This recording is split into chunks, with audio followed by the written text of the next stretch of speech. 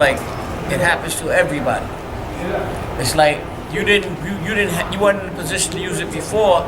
Probably you was making the same mistake, but you didn't know, you didn't realize it until after the lessons, and then you say, oh, that happened. I should have done this according to what I was trained. I should do this. I didn't do it before, but now I know. So this is like a way of Allah subhanahu wa ta'ala. He giving you homework, So he helped you to use what you learn in your lessons. So it's not like strange that you're gonna find a lot of this stuff now that you're learning the subject. Your eyes are gonna be a lot more open to what's going on around you and what you're doing with yourself and these type of things. أعوذ بالله من الشيطان الرجيم. بسم الله الرحمن الرحيم. الحمد لله رب العالمين. والصلاة والسلام على أشرف المرسلين سيدنا محمد وصلى الله عليه وعلى آله وأصحابه والتابعين لهم بإحسان إلى يوم الدين. اللهم صل على محمد النبي الأمي وأزواجه أمهات المؤمنين وذرياته وآل بيت كما صليت على إبراهيم إنك حميد مجيد وصلى الله عليه وعلى آله وصحبه وسلم تسليما كثيرا. أنا بعد. So this lesson is the second lesson for Sujood Al-Sahw that I'm teaching here at the Islamic Cultural Center in New York City. And this lesson, actually, we're going to be doing this lesson for some time because this is just the introduction of the lesson. See? And then next week, if I can finish this week, we will start to get into specifics with examples and these type of things. And my method of teaching you this subject and other subjects is that I request you to participate with responses. So when you respond to me, I know that you understand and you're learning. But if I just hear myself talk and I don't hear you reiterating, you're not talking back to me, then I don't know whether you're learning or just sitting here. So I have to get participation from you in some kind of way. So if I ask you something, it's not like I'm asking you because I don't understand. I'm asking you because I want you to verbalize it, and that way I know that you're getting it. You understand what I'm saying? Yes. Allahumma salli wa sallam wa barak ala sayyidina Muhammad. So I'm not going backwards. Last week is done. I'm not going backwards. The only way I will answer those things is after the lesson, and then if you want to ask me something from before, inshallah, I'll try and answer the question, but I'm not going backwards in the lesson. There's a question. What happens if you miss something in the last rakat and you remember before salams?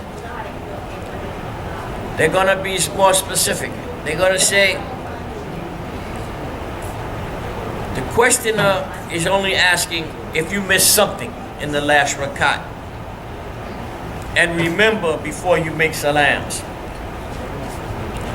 The answerer is saying, if you miss a fard in the last rakat, and then he starts to explain. A fard is the Surah Al-Fatiha,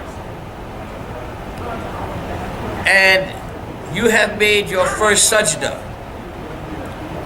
your second sajda, or any place or position before salams. Again, the ulama are saying, the fuqaha are saying, an answer to your problem by giving you a lesson. What is a fard in this case? The fard in this case is Al-Fatiha. So, they're saying, you missed Al-Fatiha in the last rakat, But you haven't made salams yet. What you've done so far is you've done ruku of that rakat. You've done sujood of that. You stood from ruku. You did sujood of that rakat. And then you sat down in between the sujoods in that last rakat. And then you make sujood again. Your last sujood. Okay? And at that time, or at any time before that, you remember, I didn't make Al-Fatiha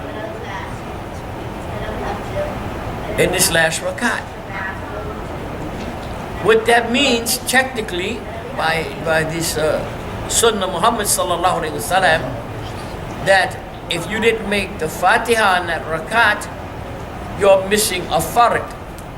In which case, unless you repair it, you can lose your prayer. You will lose your prayer.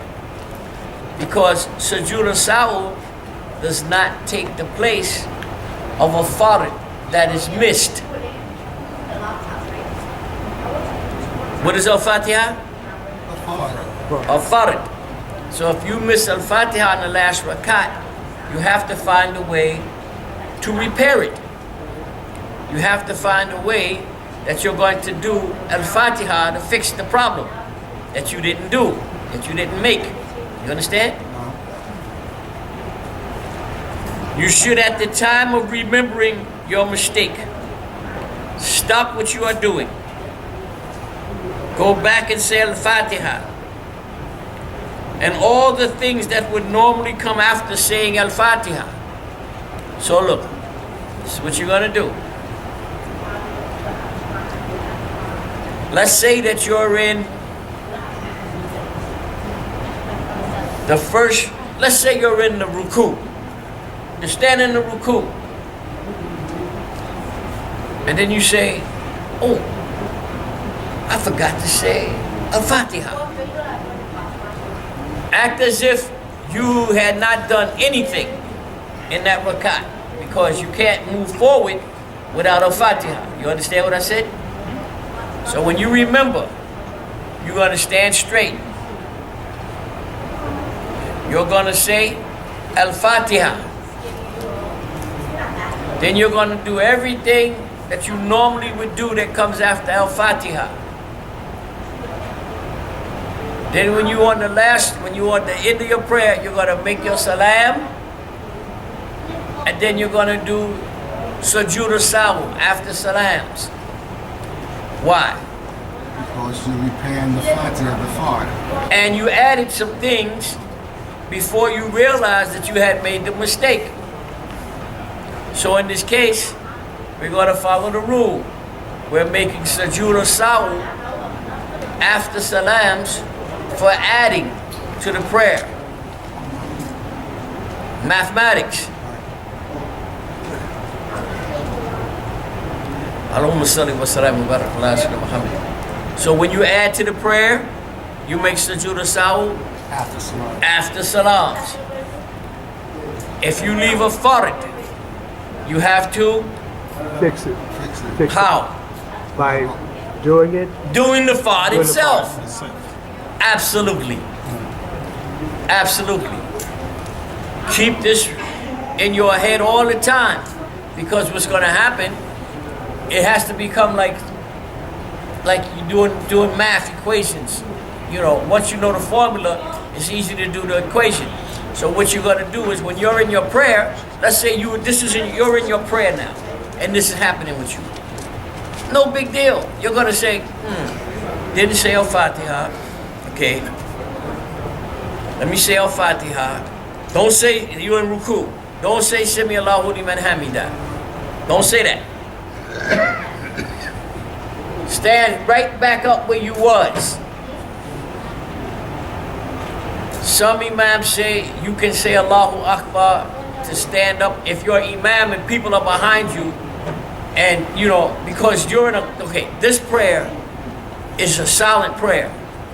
So really the only person who's going to know that you didn't say Al-Fatiha will probably be yourself. You understand what I said? If you're leading other people, the only one who's going to know that you didn't recite Al-Fatiha is going to be yourself. So if you say Sami Allahu liman hamida, they're going to think that you didn't make no mistake, and everything is normal. But if you say Allahu Akbar and stand up, some people are going to think you made a mistake by not saying Sami Allahu liman hamida. Some other people are going to realize that, oh, he must have done something before the ruku that he got to fix. So what happens is, when you stand up and say Allahu Akbar, and the people who know about following the Imam, after they say Subhanallah wa bihamdi, and you don't listen to them, they're going to stand there with you. Then you're going to recite Al-Fatiha. Then you're going to say Allahu Akbar again, and you're going to do ruku, because you have to do everything over again that came after Al-Fatiha, because you never made Al-Fatiha in the first place. You understand? Right. Now when you do that again, then everybody will realize, oh, there was a problem before the ruku, and now he's have to do it over again. So they're going to follow you. There'll be some people who will pray with you that won't know exactly what happened, because they don't know about these lessons. But they'll know to stay with the rest of the people. So they'll stay with you. After the prayer, okay, a lot of times the imams either don't take the time or they don't think it's necessary. I don't know what it is, but whenever you make a mistake in your prayer and you have to correct it, it's best to explain to the people, because this is a teacher learning experience. So at the end of the prayer, when you finish and people will be sitting there wondering what happened, you will say to them, oh, I had to make Al-Fatiha because I missed it in the last rakat, and I remembered when I was in ruku. So I didn't continue on. I went back and made Al-Fatiha, and then I did a new ruku, standing from ruku and the sujood and everything that came after that Al-Fatiha normally, and I made Sujood Al-Sahw after salams because I had added some things to the prayer. You understand what I said? That means now all the people have taken benefit of your knowledge, and they're saying, oh, that's how that goes. So they learn from the mistake. And this is what Allah subhanahu wa ta'ala likes, that if you make a mistake, you not only fix it, but you also teach other people how to fix it for themselves for the next time. You understand what I mean? Very important that you understand this, because if you don't do it that way, a lot of times the people will walk away still confused. They won't know what happened. They say, oh, now we making 2 rukus, and then we doing something after the salams. What happened? So everybody's not like diligent. A lot of people will say, well, let me go ask him, which is the intelligent thing to do. But a lot of times they won't ask. They'll get up, run out the mosque and go back to what they was doing before, whatever, and they will not have learned anything about what the mistake was. So it's best if you were the imam, if you lead in your family, if you lead in your Muslim brothers and sisters, if you lead in 2 other people that's your friend, whatever it is, and you correct the prayer, you should explain to them what you did. Okay? And this is not only does it help to keep us all on one page with each other, but it also helps to educate the people around you, and they can take benefit from your learning. Allahumma salli wa sallam wa barak ala sayyidina Muhammad. Okay. So this is a case missing something in the last rak'ah and remembering before salams.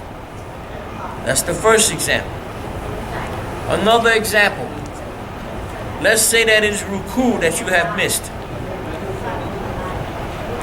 and you should stand when you remember. When you stand, you're going to stand as if you had never made the motion of ruku. You're going to recite a small part of Al-Fatiha. In this case, you recite a small part of Al-Fatiha because that's what comes before ruku. Then you're going to say Allahu Akbar, as you normally would do.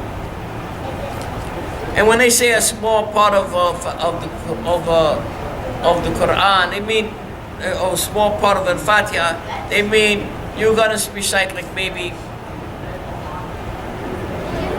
3 ayah, because actually you've already said Al-Fatiha properly, so you're not missing nothing.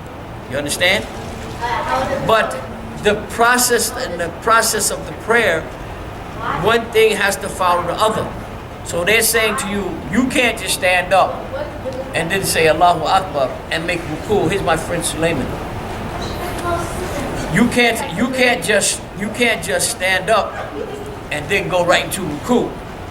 You have to. Assalamu alaikum, Sulaiman. You know, I meant to speak to you. Turn that off for a minute. Shukran. Allahumma salli wa sallam wa barak ala Muhammad. Something I want you to learn that I learned from my teacher, just from spending time with him. No organized sit-down class like this, but just from watching his behavior, is that he always paid attention to the needs of other people. And when you're young, you know, you don't always exactly understand that. You know, especially if you're African American and, you know, in the society that we came up in, most people, you know, were mostly concerned about their own, you know, self, you know. And they used to have sayings like, you know, dog eat dog world, by any means necessary.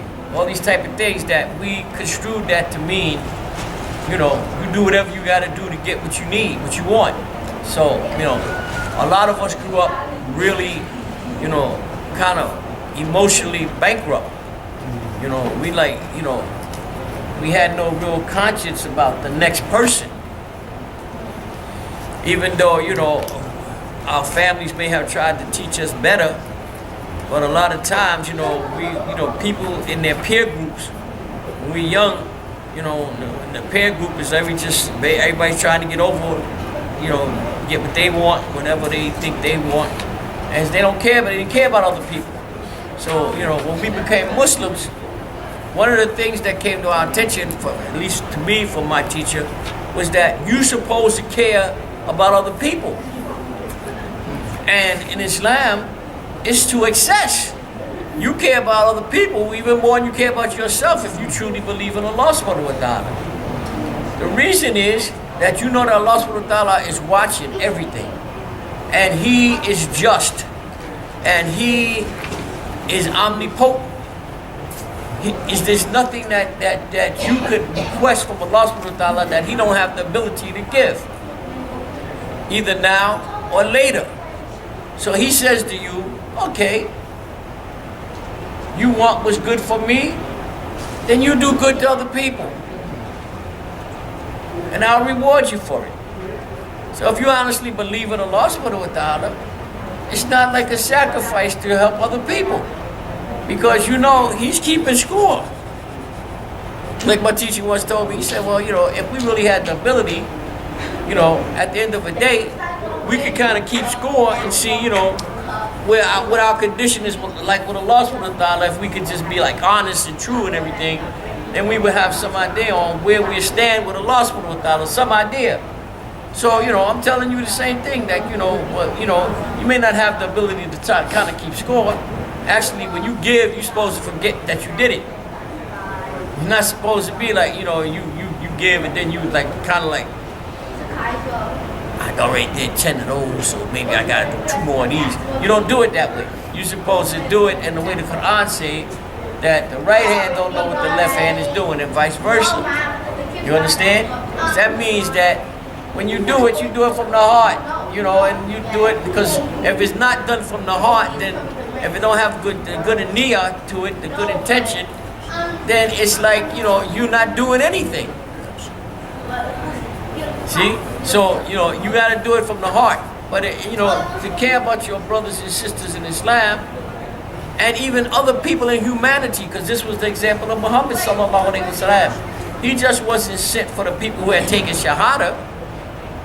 He was sent for everybody, the whole world. So he cared about people even when they didn't care about themselves. You understand? And this is like the example, you know, that I learned from just watching Dr. Suleiman Dunya, was that, you know, he didn't have to really care. He didn't have to. He came here from Egypt on a stipend that the University of Al-Sahw, you know, gave him a choice. Whether you come to America and work with the indigenous people, which nobody had done before. Nobody had done before. Nobody of any intellectual or scholarly Islamic way had never done it before. You had some people who came here. They was teaching people how to read Arabic or read the Quran, some, but no real Islamic educator had come, no ulama, no alim. You understand? And so one day, after maybe 5 or 6 years, I asked him, you know, why would you do that? You know, because you could have went any place in the Islamic world under this same stipend and been the imam wherever you went. You know? He said, well, because I think it's my job, my duty was to come here and work with the people that had never had this type of education before. And that Allah subhanahu wa ta'ala, you know, will help me later because, you know, I took on this job to help the indigenous people. And this is the example of Muhammad sallallahu alaihi wasallam. He used to like to spend time with the indigenous people, with the downtrodden, with the people who nobody cared about. You understand? So this is a type of a sunnah. And this is why we do a lot of the type of programs we do, is we try to help the indigenous people, the people who nobody really cares about. That's what it's all about. And we doing that with the hope that Allah subhanahu wa ta'ala will accept it from us. We do it with from our heart, inshallah, from our heart, that Allah subhanahu wa ta'ala will accept it from us, remove our sins, and let us be with Muhammad sallallahu alayhi wa sallam at the end, because we trying to follow his example. See? So always try to keep this in your mind, in your heart, in your thoughts, is that, you know, it's not enough for you to just take care of yourself. If you look around and you see other people and you got everything, you doing so great and all this stuff, and then you look around, you see other people, and you know, a lot of times they won't even ask you, because, you know, it's not like the Islamic way. You know, if they other Muslim people, they, you know, they'll try to, you know, suffer through it and wait till they meet Allah subhanahu wa ta'ala. But it's our duty to be, you know, involved in our other brothers and sisters' lives, if to a point where you can say to them, "You all right? What's going on?"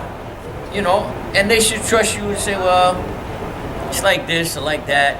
If you can help them, you got to do it. If you don't do it, you lose an opportunity to gain some rewards that you couldn't gain by any other way. Because anybody can say, "I'm a Muslim." It don't mean nothing. Anybody can say it. You got these guys running around, they have knots in their pocket like that. They came here and they just taking advantage of the territory, and they filling up their pockets. I'm a Muslim. But when it comes time to assist and help the other people in need, their mouth is saying one thing, but their pockets is doing another. You understand? So it's like they're nullifying what they say by not doing anything. Don't be like that. You know, because true believers understand Allah subhanahu wa ta'ala, He is the giver. He's the source of everything. You're not earning nothing. He's allowing you to have it. If He ain't want you to have it, you wouldn't have it. See? So one of the things that true believer do is he try to make sure that he does the right thing with what Allah subhanahu wa ta'ala allow him to have. Okay. Allahumma salli wa sallam wa barakallahu ala Muhammad. Salam Nabi. Sallallahu alayhi wa alihi wa ashabihi wa sallam taslim kathira. The second one, if it is the ruku you have missed, you should stand when you remember. Recite a small part of Al-Fatiha. Say Allahu Akbar, then do the ruku and what comes after it, and make Sujood Al-Sahw after salams. For what you added before you remember, you did not do the ruku. You understand what I said? Again, it's the ruku that we haven't made. We forgot it. The ruku is a fard. Are you getting it? That's good.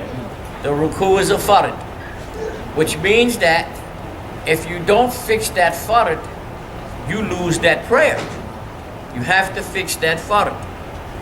Sujood Al-Sahw, does it fix that fard? The first rule of Sujood Al-Sahw is that it doesn't repair fards. You have to repair the fard by doing the fard itself. Right? Okay. First number one rule. Now you know what the fards are. I explained that to you. I'm not going over that whole thing again. Maybe later. But the fards have to be fixed by doing the fard itself. Ruku is a fard. So, if you in another position and didn't do ruku, where would you have to be? Before salams, where would you have to be? Repeat that. Say it again? Nah, repeat that. Okay. You didn't do the ruku. You in the last rakat.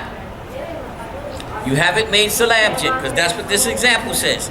The example says what do you do when you're missing something in the last rakat and remember before salams? So, focus. Sujood. Yes. Sujood. Yes. Why? Why you said sujood? Because if you missed the Ruku. you went down. That's right. That's right. That's exactly right. You in sujood. Or either sitting in between the sujoods. One or the other. See? Because you missed the ruku. The next things that come after ruku is the sujood. Or the sitting and sujood and then the sitting in between. So you could have remembered that you didn't make ruku anytime and you still inside the prayer because you haven't made salams. You see? So, let's say I'm going to give you the example. Let's say you in the sujood now. And while you making the sujood, something comes in your mind saying, oh man, I don't think I made ruku. I think instead of me making ruku after I recited Al-Fatiha, I went straight into when I said Allahu Akbar, I went straight to sujood and didn't do the ruku. Okay. Most people that haven't practiced, they would be like kind of lost and say, oh my God, what should I do? You won't have that problem because you're going to know. I got to stand back up. Sit there, yep. I'm going to stand up, say Allahu Akbar. I'm going to say, مالك يوم الدين إياك نعبد وإياك نستعين اهدنا الصراط المستقيم. Something from Al-Fatiha. Then you're going to say Allahu Akbar and you're going to make ruku. Yes. What if you said the whole Fatiha? That's okay. Oh, okay. That's okay. That's okay. But hey, let me explain. Now, This example I'm telling you. If you are the imam and there's people praying behind you, it's not going to go that far, because when you first go down to make, and when you forget ruku and you go to make sujood, they're going to say, before you even get there, they're going to say subhanallah wa bihamdi, subhanallah wa bihamdi. Then it's going to come back to your mind. Oh, ruku. Stand up. So when you stand up, the people know you missed the ruku. They may not understand this whole lesson. So, you're not going to stand there and keep reciting Al-Fatiha. You're going to make it short, just so you can go into the ruku, and then everybody will be comfortable that, oh, he realizes he didn't make the ruku. But the lesson tells you to make some small part of Al-Fatiha before you make the ruku. You understand? So we're not going to stand there and say, Bismillah ar-Rahman ar-Rahim, Alhamdulillahi Rabbil Alameen, ar-Rahman ar-Rahim, Maliki Yawmiddin. We're not going to do Al-Fatiha all the way, the whole Al-Fatiha. We just want a little bit of it, because it's a sunnah that Al-Fatiha comes before ruku. You understand? So you're going to make some part of Al-Fatiha small, and then you're going to say Allahu Akbar, and you're going to make ruku. Yes? Alright, now, my question is, okay, so you missed ruku, so you do it over. Now, when you go into sujood, do you do your regular first? Everything goes back to where it normally is. So you do your 2 sujoods, and then you make sujood al-sahw right after? Absolutely. So you Right after basically do it salams. before. Right after salams. After. Okay. Oh, yeah, because you added. Right after salams. Yes. Tell me again. Because you did what? Because you added. That's Regardless right. If it's a fard. Say it again. Regardless if it's a fard or not. The fard is what you repair, because the ruku is the fard. Yes, regardless of, that's right. It's still addition. You going to make sujood al-sahw after salam? That's right. Because You added. you added. Yeah, because Yes. that would be like adding on. Sujood al-Sahw after salams if you add. Yes. Sujood al-Sahw before salam if you miss. That's right. Thank you. Clear now. That's right. Thank you very much. Alhamdulillah. Alhamdulillah. Yes. And sujood al-sahw before salams, if you miss an add in the same prayer, because sometimes when you're fixing things, you're gonna have something that you left out that you can't fix, like a sunnah muakhada. You be at a place where you can't go back and do the sunnah muakhada, but you add some other things to your prayer. Well, like maybe you had missed the fard too, and you have to fix the fard, but you can't fix the sunnah. You understand what I'm saying? So that's a major sunnah. That means when you recite something after the Fatiha, like Yeah, you that's said, right. That's right. Okay. That's right. Okay. That's right. That's exactly right. Okay, so alhamdulillah. So look, so sometimes you're gonna have something in a prayer where you miss something and you add something. You also at that time gonna make sujood al-sahw before salams. So after salams is for adding. Just like you said, in this case, even though you went back to fix the ruku, which is a fard, but before you went back to fix the ruku, which is a fard, you was making sujood. Didn't go there. That's adding something. That sujood that you're making don't belong in that place. You understand? So you add. Now you got to go back, fix the ruku, then make another sujood. So you have added that process before you had fixed the ruku. You got me? Gotcha. Okay. You make sujood al-sahw after salams. I think you're learning. So you make sujood al-sahw after salams for adding. You make sujood al-sahw before salams for missing. And you make sujood al-sahw before salams for missing and adding. That's the rule. Missing Yes. and adding. Sorry. That's the rule. So it's like when you in your prayer and you make a mistake, the first thing you do is you say, exactly what did I do? Did I add something?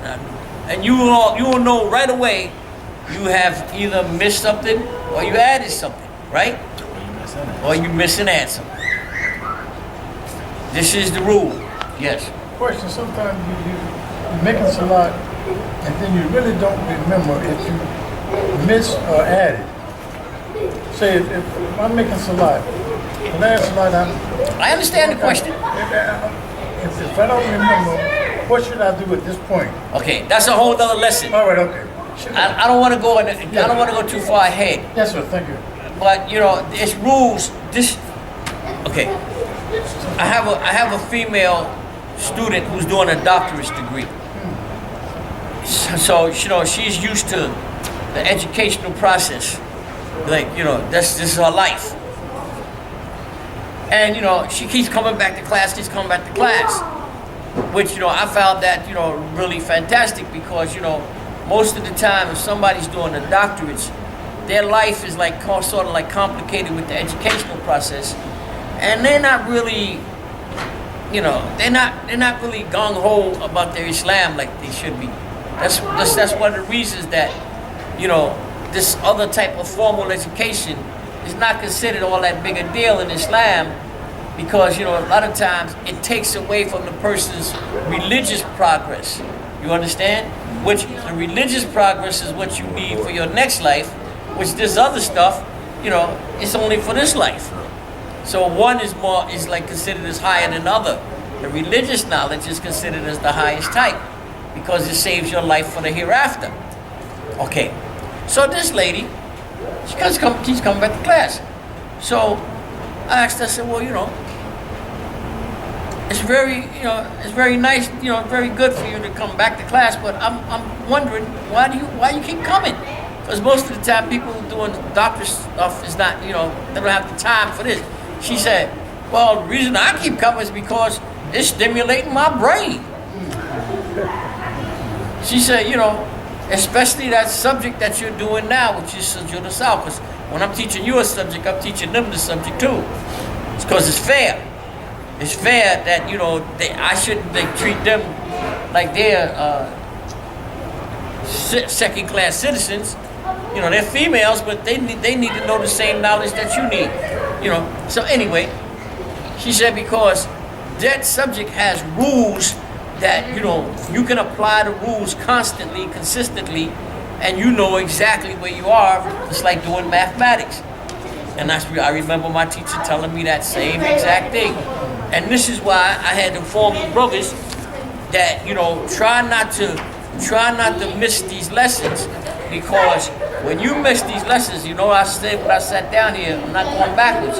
When you miss these lessons, what happens is you lose part of the equation of the formula. And if you lose some of the formula, you can't do the equation properly. You understand? So it's important, at least until we get to a certain part, that you fight with yourself to get to your class, because this is one of the most important subjects to how to fix your prayer. And you have to, you know, this one you have to really put in the time to learn it. It's like mathematics. If you don't do it properly, you're going to come up with the wrong answer. Okay. Allahumma salli wa sallim wa barak ala Muhammad. You got me, right? Okay.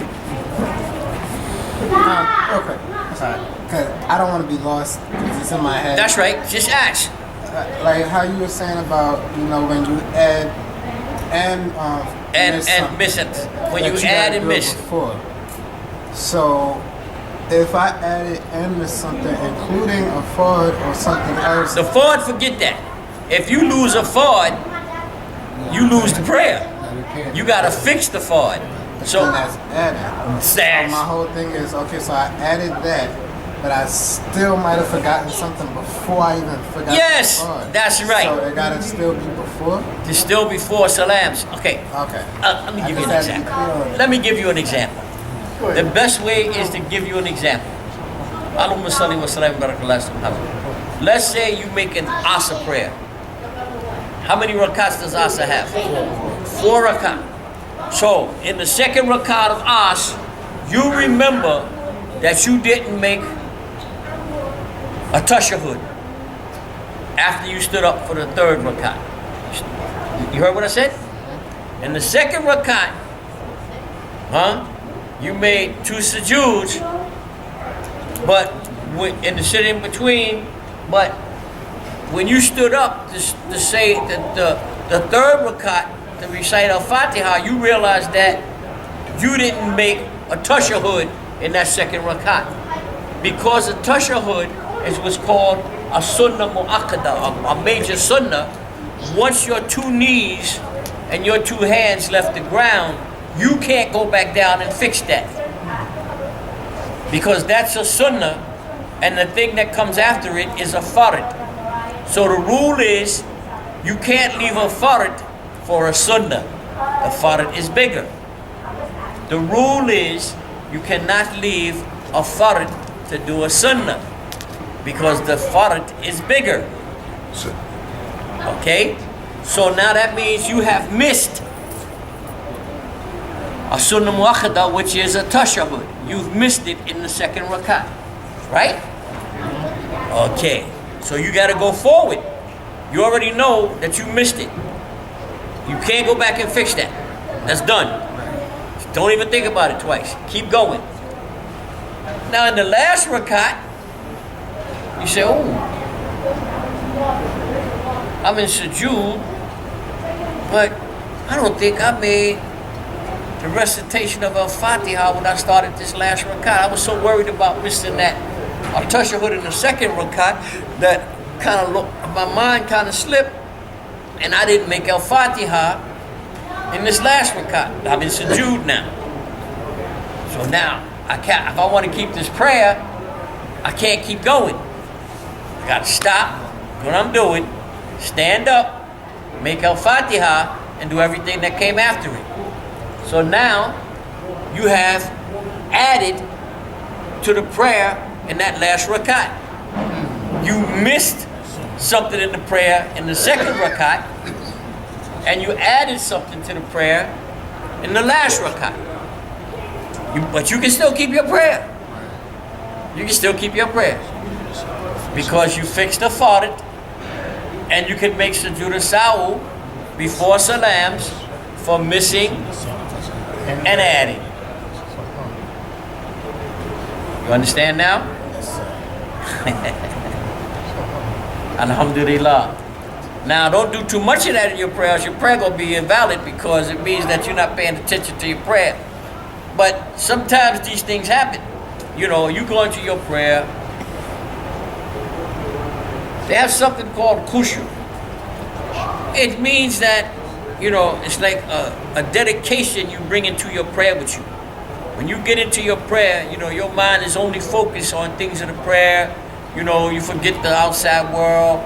You come into the prayer like a runaway slave who is repentant for running away, and you know, you ask the Lord for forgiveness. You know, so these are the type of ways that, you know, you maintain your concentration in your prayer.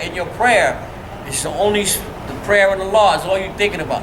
But sometimes you may come into the prayer. We're human. You come into the prayer, you know, your wife may have gotten on your nerves just before you got into the prayer. Or, you know, your kids come home with a bad report card. Or, you know, your business, you know, your partner taking more than his share, you know, and, you know, you got things on your mind. So when you come into your prayer, even though, you know, you're trying to, like, eliminate the thought, you know, let's face it, you know, we're not like the Sahaba or nothing, you know. They're our example. They're our example, and we trying to come up to that level of our example in some kind of small way. You know, forget being like the Sahaba. It ain't gonna happen. Not gonna happen. In your best day, not gonna happen, because they were created to give us the example of the highest level, for us to have something to reach for. You see? But we can try and emulate their characteristics. We can try to be like, you know, as much like them as we possibly can in our late stage of this Islamic game. But being human, not being like, you know, like the Sahaba, we're going to come into our prayer occasionally. Sometimes we're going to have our mind going to wander back and forth about different things. And when that happens, you know, and you realize that it's happening to you, try to stay at least conscious enough of what you're doing. Like, okay, I missed something. Having knowledge on how to fix it, if it can be fixed, it helps you to keep your concentration. Or I added something. Having knowledge on how to fix it, once you add something, what you should do, this helps your concentration from the time that happens until you're finished with the prayer. So these things have a multiple use. Not only are they used to patch your prayer, but also to help you to try and concentrate better in your prayer. See? Yeah. So, you know, I think that you're learning, because I'm looking at you and I'm saying to myself, oh, they're starting to get it. I can tell, I can recognize in your face that you're starting to get it. So, sometimes in the prayer, you miss something and you add something. When that happens, you make Sujood Al-Sahw before salams. Absolutely. Sometimes in your prayer, you will add something. Like, okay, like let's say you making asa, right? And you know, you now making sujood, and then at the end of your prayer, you don't remember whether you're in the third rakat or the fourth rakat. Happens a lot. Especially if you praying by yourself. If you pray with the imam, he's a little bit more focused. Why? Because he's responsible for everybody. So he's really focusing, because he don't want to make a mistake that's going to endanger the prayers of other people behind him. And he don't want to look bad. So he's going to stay a little bit more focused, you know. Whereas when you're praying by yourself, or you're the imam with your family or something like that, or your friends, you may lose a little focus. It's not like being the imam and all the people in the mosque, hundreds of people, you know, and you gotta be concentrating for everybody. So, you know, you may slip. So let's say you in a rakat at the end of your prayer, and you make a sujood, and you don't remember, am I in the third rakat or I'm in the fourth rakat? What did I do? So you have a choice. You can assume and be lazy and say, I'm in the fourth rakat. I already did it. Right? And be wrong. Or you can be sure by saying, nah, I'm only in the third rakat. We stand up, make the last rakat, then make Sujood Al-Sahw after salams, because Doubt. say it again? Doubt. You might add something? Yeah, doubt is, you can say that. You can say it's doubt, but what it really is that you may have been already in the fourth rakat. So when you said, nah, I'm in the third rakat, and you stood up and you did one more rakat, you know you're going to have at least 4 rakats, but you may have 5. So you added. So you may have added. So you make Sujood Al-Sahw after salam, because you may have added. Thank you. That's the question you cleared the question that I was asking you before. Alhamdulillah. Thank you. So yes. So I'm a little confused. So don't you make sujood salam before salams if you add it? You just said after. We've been doing this for the last 15 minutes. Sujood Al-Sahw after salams is for when you add. Sujood Al-Sahw before salams is for when you miss. So I just said, you got me now? Write it down. So look, listen to me. When you're in a position, you say, do I have more or less? Always take less and add more. That way you know you got it. And then you make sujood al-sahw after salams. That's the math. That's it. Say it again. I say you just answered another question I had in my head. because Alhamdulillah. Sometimes I could be doing tashahhud, and you know, because the one, you know, for Muhammad and Ibrahim sounds so similar. My mouth is speaking on my mind is saying it in my head, but my thoughts is elsewhere. And then I'll get to like barakata, and then I'm like, wait. I don't know if I said, you know, the first one or not, so I'll just repeat it. But then That's like, okay. I don't know. If you have to, if you're praying by yourself, that's no problem.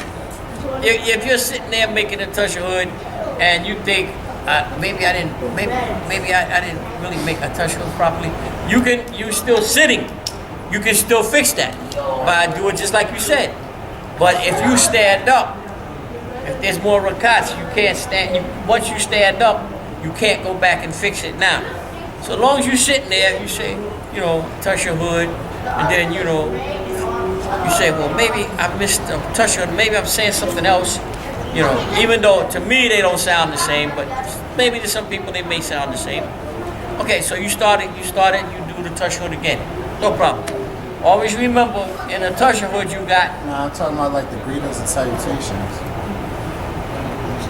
I don't understand. Like when you're doing the greetings and salutations. Ashhadu an la ilaha illallah. Ibrahim first, like is Allahumma salli ala Muhammad wa ala ali Muhammad kama sallaita ala Ibrahim wa ala ali. Oh, that's something different. That's a dua Ibrahima. Dua Ibrahima is different from a tashahhud, and it sounds different from a tashahhud. Is atayatu lillahi wa salawatu wa tayyibatu assalamu alaikum. Yeah. Alaikum salam wa rahmatullahi wa barakatuh.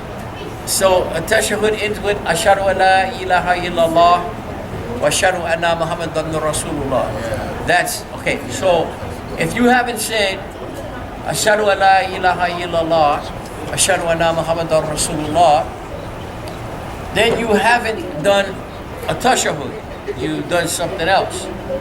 So that means yes, if you're still sitting, you should fix it by doing a tashahhud from the beginning until you get to ashhadu an la ilaha illallah, ashhadu anna Muhammadan Rasulullah. When you do that, then dua Ibrahim comes after that. Okay, but that's not big. What I'm trying to get you to understand is a fard is big. If you miss the fard and you don't fix it, you lose your prayer. You can miss a sunnah mu'akhada and not lose your prayer. But you should make sujood al-sahw. Alhamdulillah. Alhamdulillah. You should make it before salams for missing the sunnah mu'akhad. That's right, exactly right. Okay. Allahumma salli wa sallam wa barakatuh. Let's see where I am. Let's say that it's the standing from ruku that you missed in this last rakat. Huh? Let's say it's the standing from ruku. Okay. Remember I always told you that sometimes people, they come from ruku, and when they say this is your body, you're in ruku. This is standing from ruku, right? This is your body, you're in ruku. This is standing from ruku. So they in ruku, this subhana rabbil azim, subhana rabbil azim, subhana rabbil azim. Then they say Sami Allahu liman hamida. They should be saying that as they're moving upward. But sometimes people do like this.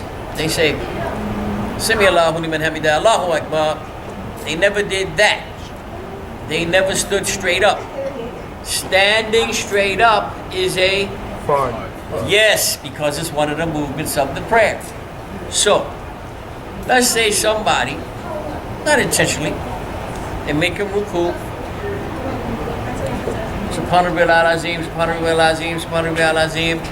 Allahu Akbar. They go into sujood. They didn't stand up. from ruku. They missed the fard of standing from ruku. Now what they have to do? They have to fix that. So what they do? Let's say now, right now, they get ready to make sujood and they remember, I didn't stand up from the ruku. Can't go forward because you missed the fard. You gotta fix that. You gotta fix that. So now you're gonna stand back up into the bent ruku position like this. Got me? You're gonna say, Sami Allahu liman hamidah, and stand straight.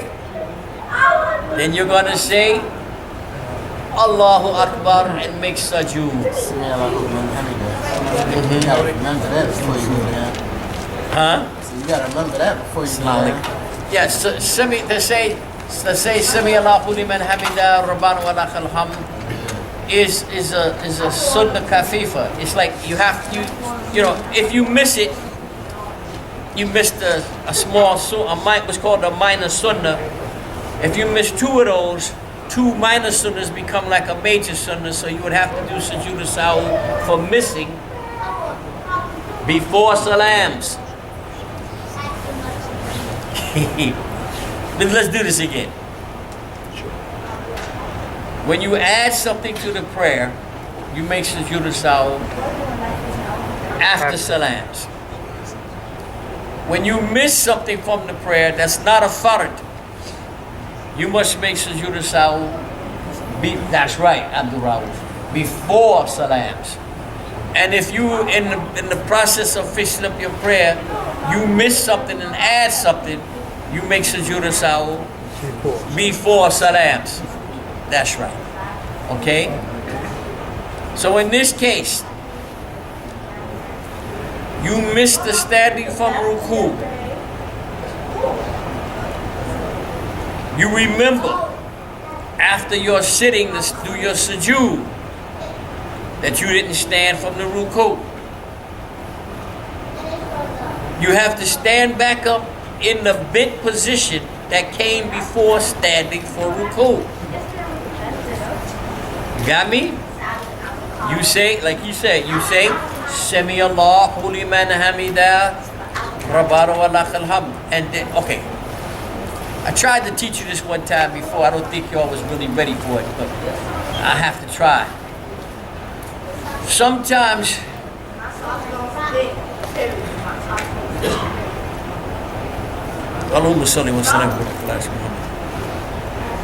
when you standing from ruku, what aids you in standing straight up and waiting a little bit of time before you go to sujood is when you say Sami Allahu liman hamidah, Rabbana wa lakal hamdu, hamdan kathiran, tayyibu mubarakan fi, mila samawati wal ard, wa bainahuma mila kulli shay'in bar. The reason that this dua is said is because it's a sunnah kafifa, for one thing, and another thing is that it enables you to have your body stand straight from ruku because of the time that it takes to say this. You can't say this and be moving in the sujood before you stand straight. And it helps you to spend enough time to distinguish the movement between the ruku, the standing, and the sujood that will come after. Because those things are also considered as fard. You have to have a distinction between each movement. That's called a tamanina, and to do each one properly is called atadad. So these are two also. I'll do those later. Again, the 14 sunnahs of prayer, according to Imam Malik's mother. Okay. So, when we was fixing that ruku, the standing from that ruku, we're going to make sujood al-sahw after we fix it, after salams, because of all the things we did before we realized we didn't stand from ruku. That's adding. So we're going to make sujood al-sahw after salams. This is your recording? Yeah, that's what I mean. Allahumma salli wa sallam wa barak ala Sayyidina Muhammad. What was the other one? Tamanina and Atedal. Ate- Atedal. Atedal means that, you know, you do each one properly. You have to do, each thing must be done properly. In other words, you can't make ruku with, unless there's some deficiency in your body or something. You can't make ruku with your back standing halfway down and halfway up. You have to make ruku with your back straight like this, bent. That's ruku. If you do something else, it's like missing the farad, unless you have some malice that prevents you from being able to do it properly. Then Allah is forgiving. But if you have no reason that you're not doing these movements properly, except that you just don't feel like doing it or whatever, then you haven't done it, and you're not making the prayer. You understand what I'm saying? Allahumma salli wa sallam wa barak ala Sayyidina Muhammad. I know it was difficult for you because you had to travel a long distance. The trains were working okay? No, They're bad? no, they made us get off at German Square, and we had to catch two other trains, Really? and then we had to walk over. May Allah reward you. So, Difficult. So you were on the PATH train. We was on the path train, and they made us get off. They got on another train, and we got off on So what part of Jersey you coming from? north. Are you coming from north? Okay. Different, because when I go to Jersey to East Orange, I take the JT? yeah. It's different. That one, you know, it runs good most of the time. Except that was more money too. it costs more money, yeah, it costs more money. Definitely costs more money. MashaAllah. Okay, I'm sorry. Allahumma salli wa sallam wa barak ala Sayyidina Muhammad wa ala alihi wa sahbihi wa sallam tasliman kathira. Okay. Again, when you miss something in your prayer that is not a farad, you make sujood al-sahw. When you when you miss something from your prayer that is not a farad, you make sujood al-sahw before salams for missing. When you add something to your prayer, you make sujood al-sahw after salams. And when you miss something from your prayer that's not a farad and you add something, you make sujood al-sahw before salams. And the reason I'm saying if you miss something that's not a farad is because if it's a farad that you miss, you must do the farad. That's how you repair it. You must do the farad itself. If you don't do the farad and you continue to pray, what has happened? Prayer's invalid. You have no prayer. The prayer is invalid. Absolutely 150 million times correct. So that means that you now have knowledge about this prayer. Assalamu alaikum. That you have to incorporate this into your life. You understand? This is only the beginning of the course. You have to put this into your mind like an equation that will help you to fix your prayer from now on.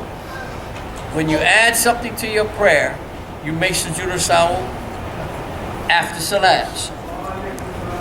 When you miss something from your prayer that is not a farad, you must make sujood al-sahw before salams. When you miss something and you add something, you must make sujood al-sahw before salams. These are the three rules of sujood al-sahw that you repair your prayer with. Okay?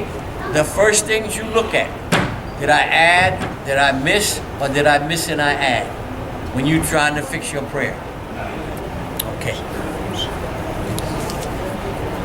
You're lucky. I'm gonna kind of fill in some spaces because you came, you know, it wasn't your fault. Allahumma salli wa sallam wa barak ala Sayyidina Muhammad. The first case that we did, I don't mind doing this because we're here in this class, but don't come next week and think I'm gonna do last week's class again.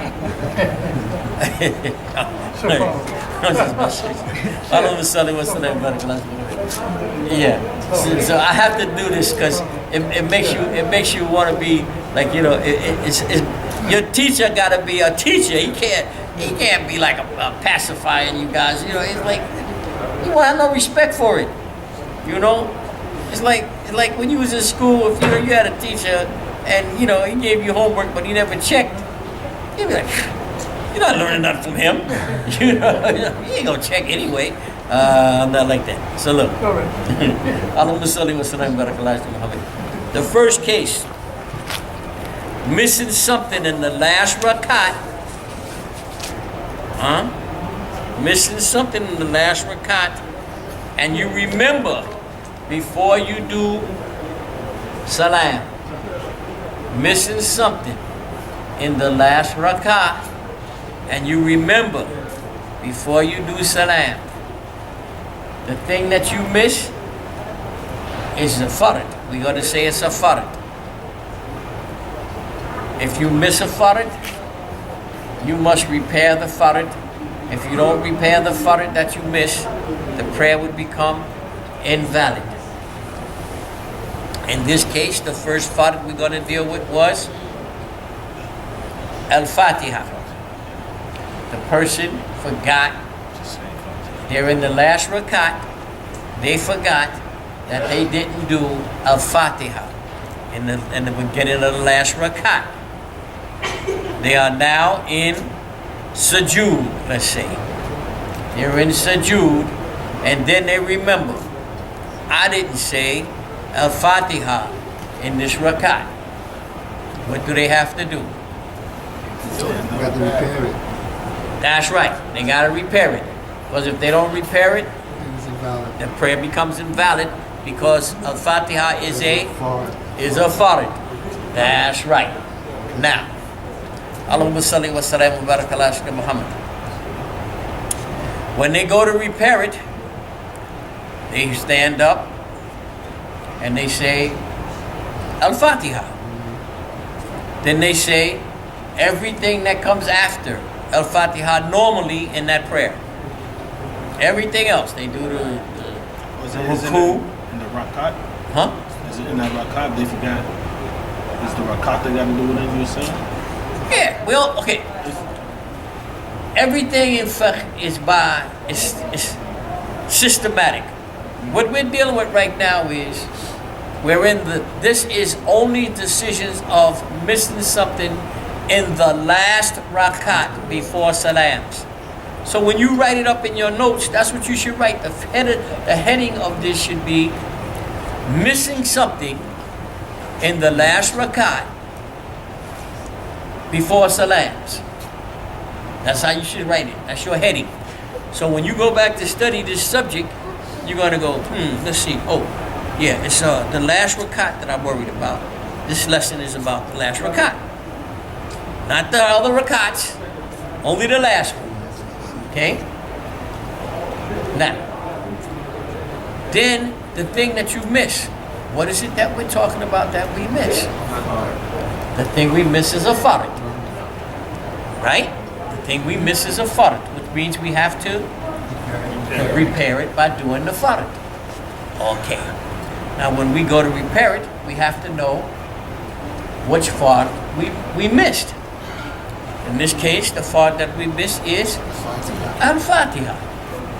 So, no matter where you are in your prayer before salams, and you remember, I didn't do Al-Fatiha, everything you did before you remember, once you remember, is gone. It's like you didn't do it at all anyway. Except that it made you added to the prayer some things before you fixed it. Al-Fatiha. So that's all those things are. They're just things that you added. They don't do nothing for you. They're just things that you added. Technically. So you have to make Al-Fatiha, do all those things over again that you had added before you had made Al-Fatiha, because they don't count because you hadn't made Al-Fatiha. See? They don't count. They're just things you had added. It's like wasting time adding some things in your prayer that took away time from the prayer. So after you make Al-Fatiha, when you remember, you do everything that normally would come after Al-Fatiha, and you make salams, you're going to make Sujood al-Sahw for the things that you added before you remembered that you had made Al-Fatiha. You understand? You went back and fixed Al-Fatiha, and then you made everything that came after it normally, and then you made Sujood al-Sahw after salams. Because if you didn't fix Al-Fatiha, what would happen? The prayer would be invalid. Why? That's right. That's exactly right. Yes. So you do Sujood al-Sahw after the salams because you missed something and those other things were added? You missed the fard. What you missed? You missed the fard. But you did what? And you added. No. Okay. Allahumma salli wa sallam ala al-Fatiha. Missing is only making Sujood al-Sahw before salams. For when you miss something and you can't fix it. If it's a fard and you fix it, it's not missed. It has to be made or you lose the prayer. So once you fix the fard, it's no longer a missed thing. It's all the things that was added before you fix the fard. So it's an added, Something added. Sujood al-Sahw added. Okay, that's right. Where's your pick? Oh, you going by the... Yeah, I lost 2. You need to know this. This is the way you're going to keep your equations of your prayer properly. This whole lesson I've been doing with them, the thing I've been saying over and over again is, when you miss something from the prayer that is not a fard, you must make Sujood al-Sahw before salams. When you miss something from the prayer that is not a fard, you must make Sujood al-Sahw before salams. When you add something to the prayer, you must make Sujood al-Sahw after salams. Wait, when you miss and add something in the prayer, you must make Sujood al-Sahw before salams. Now I'll listen. I was going to say, because it was like how you were saying about it being an equation. When you miss, it's like you took something away, so it's a minus. That's right. When you added something, so obviously that's a plus. And it's a plus. That's right. And even when you added something, there's always something there, but when you add It's a plus and a minus. That's right. Even when you add in and you miss, it's almost like it's like the greater minus sign. Exactly.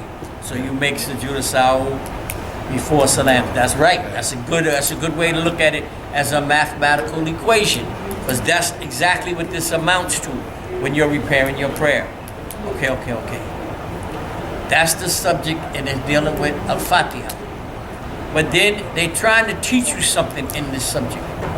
They're trying to teach you that when you're going to fix something from the fard that you miss, you generally have to start it from what would come directly before it. So in this case, we're missing, the second case we say we're missing the standing from ruku. And we remember when we're making sujood that we didn't stand from ruku. So when that happens, you're going to stand back up in the bent ruku position. You're not going to stand straight, because we're not missing the whole ruku, we're missing the standing from the ruku. And I explained to you how that happens. A lot of times people, they're in such a rush to do their prayer that they don't stand straight before they go into sujood, and that means that they have missed the standing from ruku, which is a fard. When that happens, they have invalidated their prayer unless they fix it.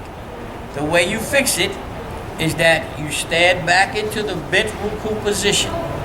You say, Sami Allahu liman hamida, Rabbana wa lakal hamdu, and then you say, Allahu Akbar, and then you make sujood. And everything that comes after it, and then you make Sujood al-Sahw after salams for all the things that you've added before you stood back up, and make in the standing from ruku position. You understand? When you remember that you didn't stand from ruku, you making sujood now. Instead of you standing from ruku, instead of saying Sami Allahu liman hamida and standing from ruku completely, the person may have said Sami Allahu liman and then Allahu Akbar, but he didn't become straight. His back didn't become straight. He just did like this and then he went back down to sujood. This he missed was called the standing from ruku, which is a fard.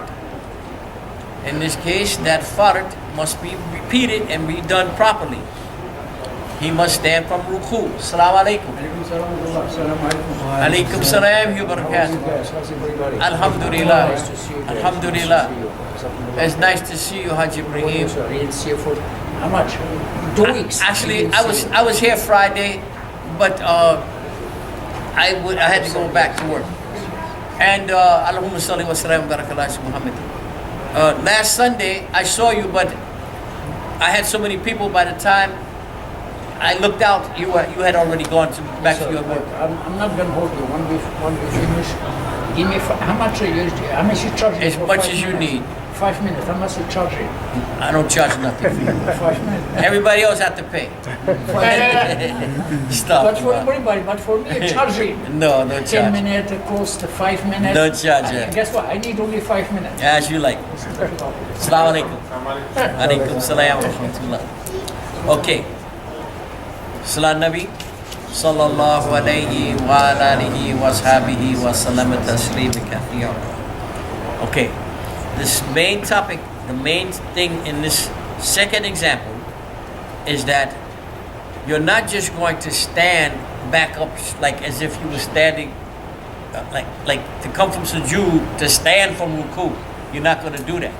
You're going to come from sujood realizing you didn't stand from ruku back into the position that you were in before standing from ruku. You understand? You're not going to stand. You're not going to come from sujood and then call yourself standing from ruku, because that's not what you're doing. To stand from ruku, you first have to be in the ruku position. Then you say Sami Allahu liman hamida rabbana lakal hamd, and you standing now from ruku. Then you say Allahu Akbar. You make the sujood. Go back to where you were. You make the sujood.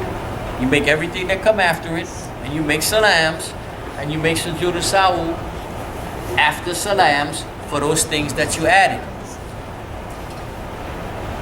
وما توفيق إلا بالله. ربنا تقبل منا إنك أنت السميع العليم. ربنا تقبل منا إنك أنت السميع العليم. ربنا تقبل منا إنك أنت السميع العليم. So I'm asking Allah subhanahu wa ta'ala. I know that, He hears and He knows everything. I'm asking Him to accept this work that we're doing for Him, and to allow us to put it into our life. Let it be useful to us in this world and in the hereafter. May Allah subhanahu wa ta'ala increase us in more work like this, increase us in our knowledge, and allow us to be among the good people. Okay, so now I'm going to stop this part of the lesson, because now I'm tired from Sujood al-Sahw so much now, the repeating of it, that I need you to absorb it, that what you have written down. So when you come back, this lesson should be, this part of the lesson should be a part of your life now. Sujood al-Sahw is made when you add something, it should be made after salams. When you miss something that's not a fard, it should be before salams. When you miss and add something, it should be before salams. But the thing that you miss cannot be a fard. You have to fix the fard by doing the fard itself. Because if you don't do the fard, your prayer becomes invalid. Don't let nobody tell you that you can miss fard and then wait. Don't let nobody tell you that you can miss fard and just do 2 prostrations afterwards and the prayer is valid. Don't believe them. That's like a shortcut that they have made because they didn't take this lesson, or they didn't think they needed to take it, or whatever it is. Don't you follow that example. This is the way that you fix your prayer. Everything is not always two sujood after salams for every problem. Don't believe that. Okay? Don't let them teach you that that shortcut is the right way. It's not the right way. Okay? Allahumma salli wa sallam wa barak ala sayyidina Muhammad wa ala alihi wa sahbihi wa sallam tasliman kathira. Okay, I'll answer something else now. Yes. I was just gonna say too, like how you were saying, it's important to know about going to the position before the one that you missed. Like if you miss the standing and ruku, you go back to the book position. If you miss making ruku period, you go back to the standing position and recite a little bit of the. That's right. So you can't just go back into the position that you missed. You have to take a step back before that. That's right. And then follow through. Absolutely. Yeah, so because people might get that. You did. What you say is absolutely 100% correct. You don't just do the thing you miss, but you have to do a little bit of what came before it to keep the prayer in its proper order. You understand? You understand very nicely. Alhamdulillah. Yes. From the last thing you just said if you miss and add something, you do sujood al-sahw after salam. If you miss and add something, you do sujood al-sahw before salams. That's like any surah murakada, surah kafir. Yeah, 2 sunnah kafifa or 1 sunnah muakkada would make you have to make it before salams if you missed it. But if it's farid, you gotta repair the farid. That's right. You gotta repair the farid itself. And don't listen to nobody. If they try to teach you some other thing and tell you, oh, you don't have to fix the ruku, you don't have to say al-Fatiha if you missed it, or something like that, don't listen to them. According to the fuqaha, the prayer has 14 farids. If you don't do those, you have missed the prayer. Now, the phone is attached to the. Oh, I see. You can record from the phone. Alhamdulillah. You guys with your modern stuff, man. You guys are lucky. You guys are lucky. We didn't have stuff like that. They allow the tape recording Al-Sahw? Nowadays, because they're like technically sound too, but they don't recommend it. They consider that as like lazy, because Allahumma salli wa sallam wa barak ala sayyidina Muhammad. They're more like traditionalists. So if you can do it, but that's not like the answer as far as they're concerned. The answer is writing, because when you write, it coordinates your mind and your hand, and you remember better. If you just like taping, it's like the tape recorder is doing the work for you. So like you may come back to your lesson next week, or tomorrow night, and listen to it, or you might not. See, but if you writing it as you're writing it, it's coming into your head as you're writing it. So they don't consider that this is untraditional. But because it's science, it has some benefit. You can always go back to the lesson, and like even if which we used to do that. But with the big tape recorder like this one, and then then we would go back and we would listen to it as we're fixing our writing and make sure that we didn't make a mistake in our writing. So then you did both things, and that's considered as the best. Allahumma salli wa sallam wa barak ala sayyidina Muhammad. Okay, what else you need? Yes. All right. So, I don't want to hold up nobody else. I had a few questions. That's why I stopped this lesson purposely, because shortly I'm going to have to stop the class. So I make this class available to people if they need to ask me things. So as you like. One question was, when you making a prayer, I know I asked you about it last week about, making up prayers that you've missed before when you don't remember you just did. So, is it, I wasn't clear because I was making up missed prayers this morning, but one of my brothers, he was like, you're not supposed to make prayers after Fajr. But I told him I was just Wait. missed prayers. Your brother, is he a graduate from Al-Sahw? Is he, does he have ijazah in the subject of fiqh?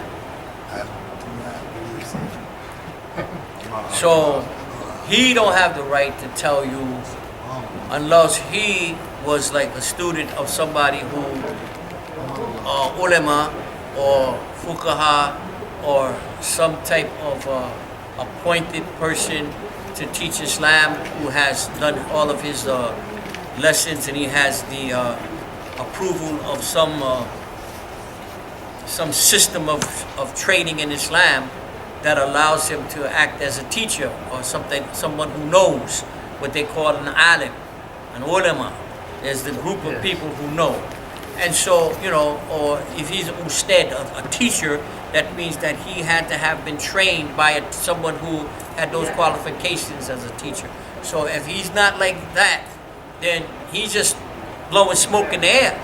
You don't have to listen to nothing he says.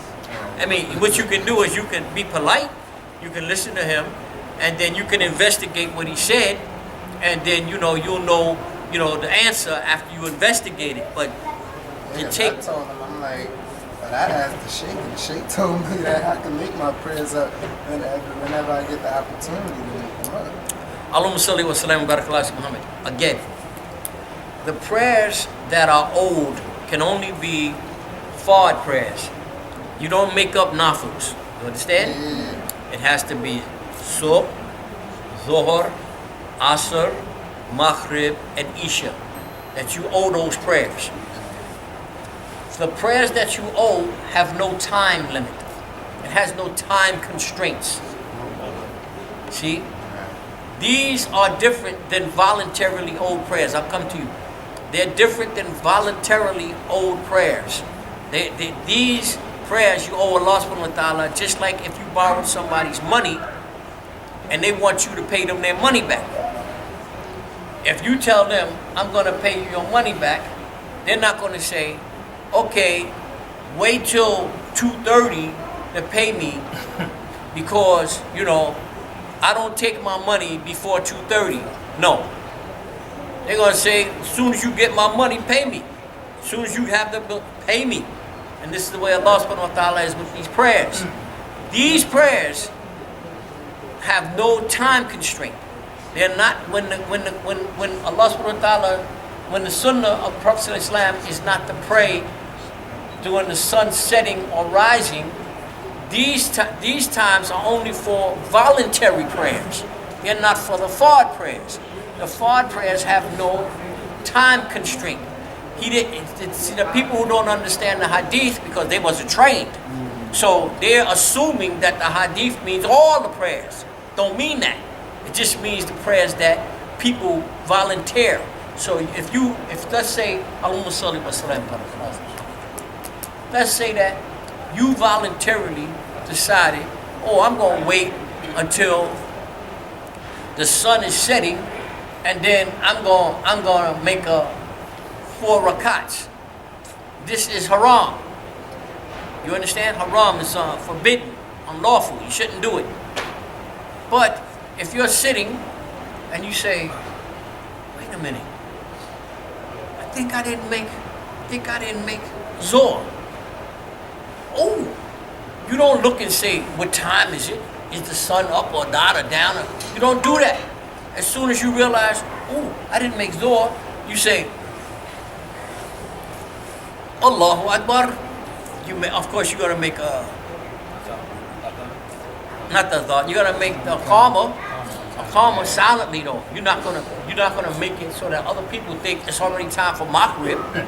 You understand? Because now you're in a bad position. You're not in a good position. You gotta go over there somewhere, quietly do it and make it up. Okay? But it has no time order. You're not gonna say, okay, first I'm gonna do this and then that, and and then by that time the sun will be down, and then I'll make it up. No, that's not for prayers that you owe.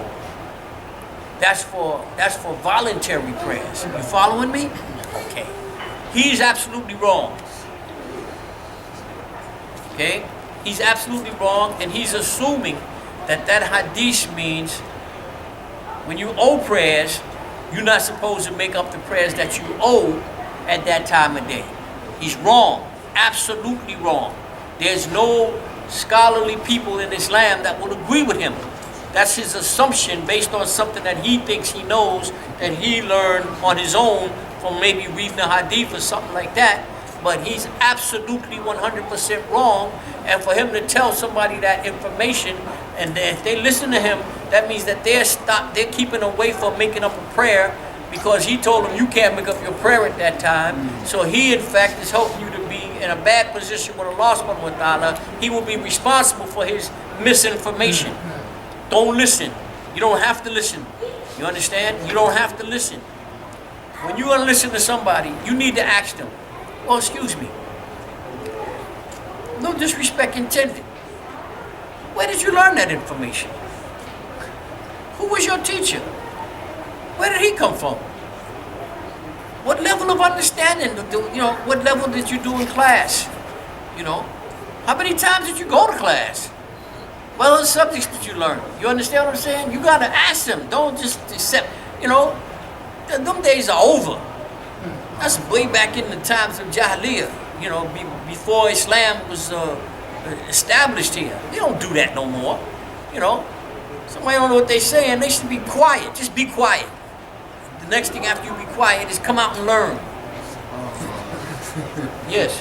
That goes with the same thing as during the silent time. You can make a loud prayer during the silent time. Yeah, but aloud has different levels. Listen. Aloud means you can say, so that you can hear yourself. That's allowed. That's the smallest type of allowed. That's the minimum. That's allowed. You do that in the case when you are not supposed to be making this prayer. Like let's say it's a Isha prayer that you should have made last night, and you remember now it's in the middle of the day. There's no allowed prayers being done in the middle of the day. So if somebody see you doing an allowed prayer, they're gonna think that you're making some kind of mistake. So you don't do that.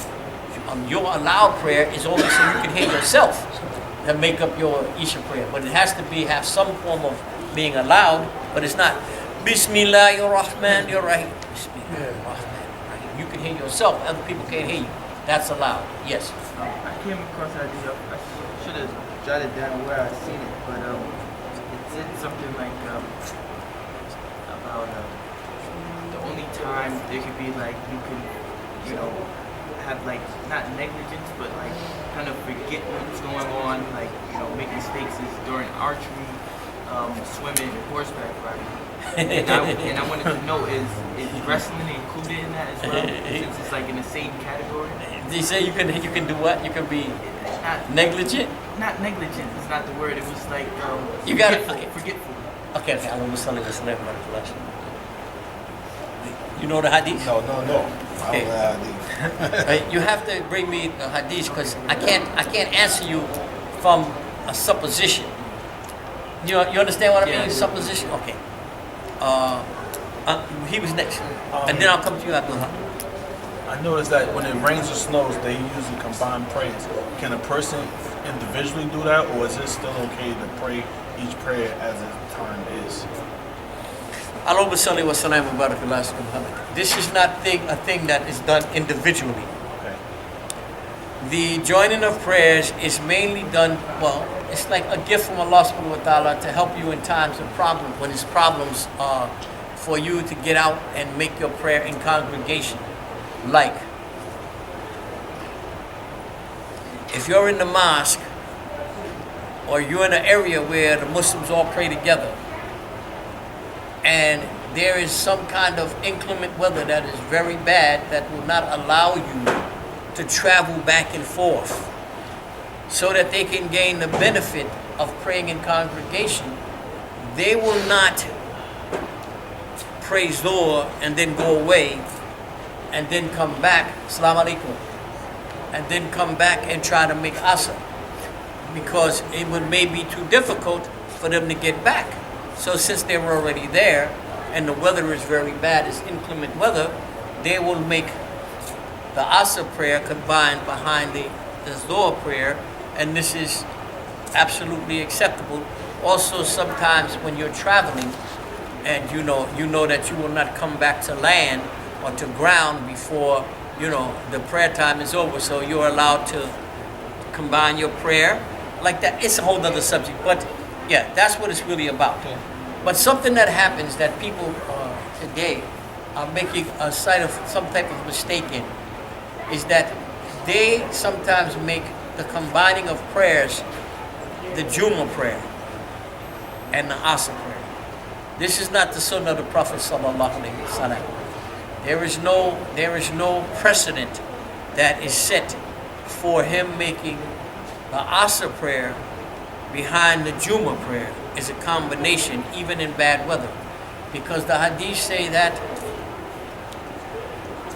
they prayed behind the Prophet sallallahu alaihi wasallam in rainy weather, when it was raining on the day of Jummah, and that it rained so hard that they thought it was going to wipe the buildings away. Their building wasn't constructed like this, and they thought it was going to wipe the buildings away. But he, Rasulullah sallallahu alaihi wasallam, did not combine those prayers. See? And so you can't find hadith for that combining of those, the Jummah prayer and the Asr prayer. At least, I have never heard about that, never seen it. No books have told you to do it. And as of lately, I see sometimes the people put pressure on the imams because they don't want to have to come back to the mosque or travel back or whatever it is. And, it could be like a little rain, a little snow, and they panic and say, oh, we're going to combine the prayers. Well, combining the prayers in general has a little laxity about it, Maybe it's okay when it's a little rain, but it should be more rain. It should be a lot of rain. It should be difficult times. It shouldn't be like people who have the ability to go back and forth easily, that they trying to have their prayers combined because there's a little rain. Mostly that's because they want to stay outside more and make money more. If you can travel back and forth easily, that's not an excuse. But Allah subhanahu wa ta'ala, He gave them permission. So, in general, if there's bad weather and you're inside, you can join your prayers, Zuhr, Asr, Maghrib, and Isha together. No problem. But, Allahumma salli wa sallam wa barak ala Muhammad. In regards to the hadith about joining the Jummah prayer with the Asr prayer, there's no precedent for that. And the people sometimes think that that same decision applies for the Jummah prayer like it applies for the everyday prayers, other prayers, but it doesn't. They have to investigate that through their learned people and come to a better understanding about that, because the fuqaha don't agree with the people doing that for the Friday prayer and making the Asr prayer behind it. Allahumma salli wa sallam wa barak ala Muhammad. And this is another thing in which you have some kind of a choice. Like, let's say that the people are going to make now, they're going to join the Asr prayer with the Dhuhr prayer.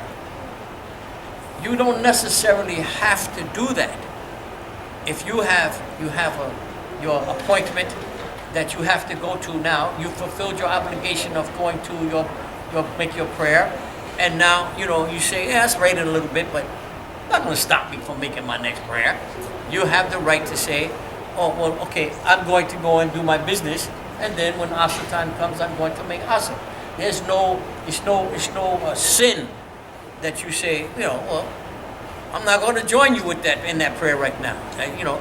Unless you want to make it Like, you have the right to do it, but you don't have to do it. You understand me? In any case, it's like Allah subhanahu wa ta'ala gave us a gift. You say, okay, I'm going to make it easy for you when it's difficult times. And He gives us that gift.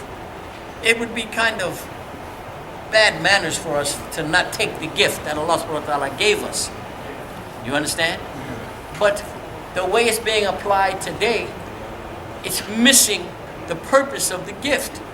Because people are just like putting their prayers together, just 10 drops of rain, and all of us, oh my God, we got to make our prayers, we got to make Jama, like we had to join our prayers together. Not necessarily, and you have to look at the condition, and say whether or not, can I actually, is this absolutely necessary for me? Maybe I'm just like kind of pushing it, I don't have to join this prayer, and I can travel back and forth. It's no problem. You understand? Okay. As you like. Yes. Is it haram to salam? Say, I can't hear you. Is it haram to salam anyone in the bathroom? It depends on what part of the bathroom you're in. The Prophet sallallahu alaihi wasallam was in the hammam, what they call the hammam. Like in the place where you actually move your bowels and make urine. In America, it's a little different because you have a big area. Like if you go into this place here, you have a big area that is just for washing the hands. You understand? And then when you go to the back area, it's where people actually use the toilet.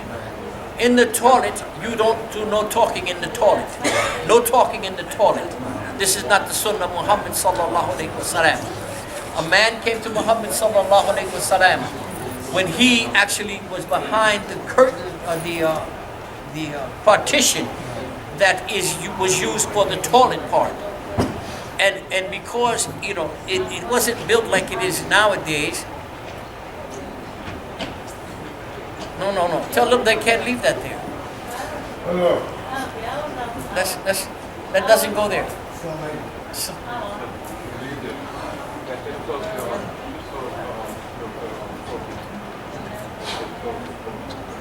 Yeah, but that doesn't go there. Assalamu alaikum. That got to go to the front office where when the brother is sitting inside that window. That's where that goes. Yeah. Out front. Yeah, out front. That's right. Inshallah. And so when the Prophet sallallahu alaihi wasallam was standing up after using the toilet part area, his head became visible over the partition, and the man was standing. He saw the Prophet sallallahu alaihi wasallam, and like anybody would do, Salaam alaikum to Rasulullah sallallahu alaihi wasallam, but he didn't answer him back.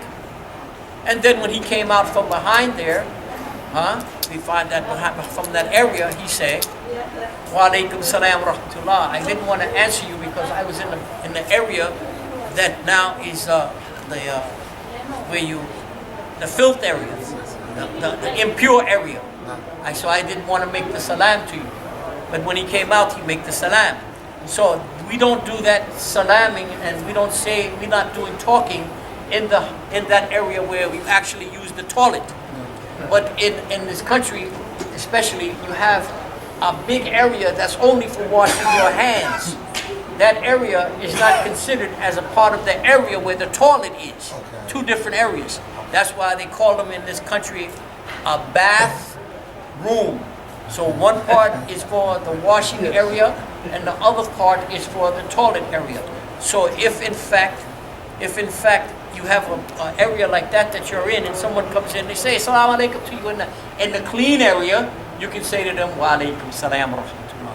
You understand? Yes, but if it's in the toilet area, not only won't you say salams to them, but if you're in the toilet area, you're not going to be talking. That's not a place for conversation. Okay. He was next?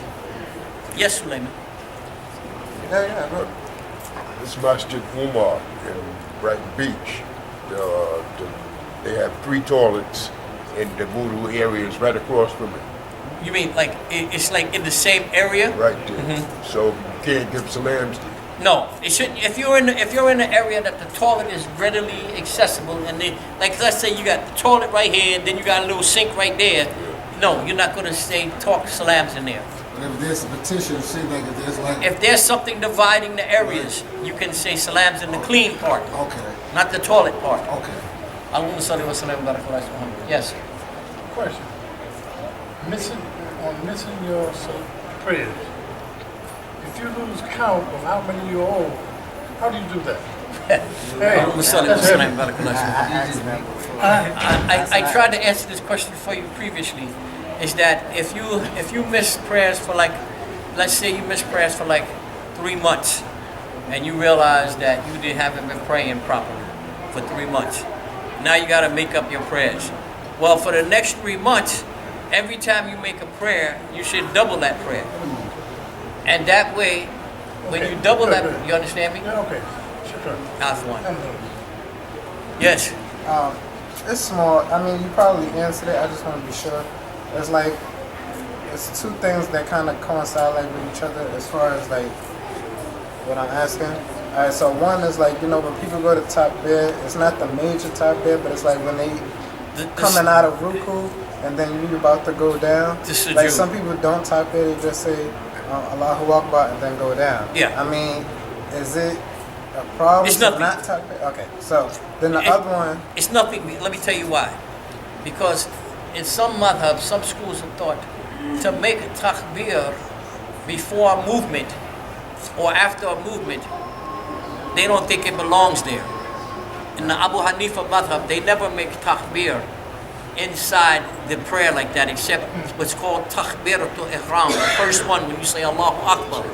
We all make that. But after that one, they don't think that the other takbirs belong. I mean, the hands, you say Allahu Akbar, but the hands doesn't belong as far as they're concerned in that prayer. You see? In the madhab Imam Malik, they believe that, yes, when you go for ruku, you say Allahu Akbar with your hands. When you come back, when you say Sami Allahu liman hamidah, you do your hands too. When you stand up for the third rakat of a prayer, you say, when you stand, you say Allahu Akbar. Okay? But I see some people do it more than necessary. They are they're making their own madhab, and they're making this for everything. Don't belong, okay? The other one is like when you're doing wudu, and you know, you done with the hands, the face, the arms. Now, you're supposed to be your head, but you're about to be your feet. So right before you wake your foot, that's when you're like, oh, I didn't do my head. Just do your head and then do your feet. Cool. اللهم يسألك من كل خير سألك منه محمد نبيك صلى الله عليه وسلم وأعوذ بك من كل شر استغفرك منه محمد نبيك صلى الله عليه وسلم اللهم اغفر لنا ما قدمنا وما أخرنا وما أسررنا وما لنا وما أنت عالم به من أربع نسين في الدنيا حسن وفي الآخرة حسن وقنا عذاب النار. Okay, he's going to make adhan. Make sure you clean up everything and prepare for the prayer, inshallah. Allahu Akbar, Allahu Akbar. Allahu Akbar, Allahu Akbar, Allahu Akbar. Ashhadu an la ilaha illallah. Ashhadu an la ilaha illallah. Ashhadu an la ilaha illallah. أشهد أن لا إله إلا الله. أشهد أن محمدا رسول الله. أشهد أن محمدا رسول الله. أشهد أن محمدا رسول الله.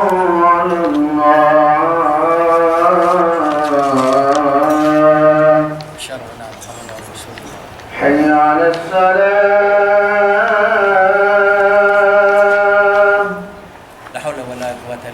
حي على الصلاة. لا حول ولا قوة إلا بالله. حي على الفلاح.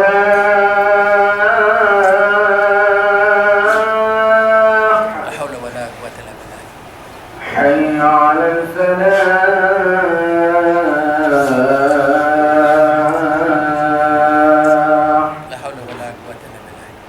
الله أكبر الله أكبر الله أكبر الله أكبر لا إله إلا الله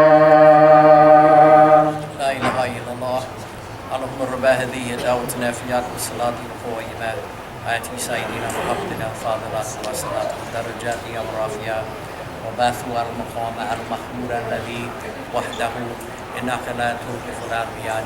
Thank you for coming to see me. Make sure you clean up your area and keep your voice down low because people now are going to make their prayers. Assalamu alaikum.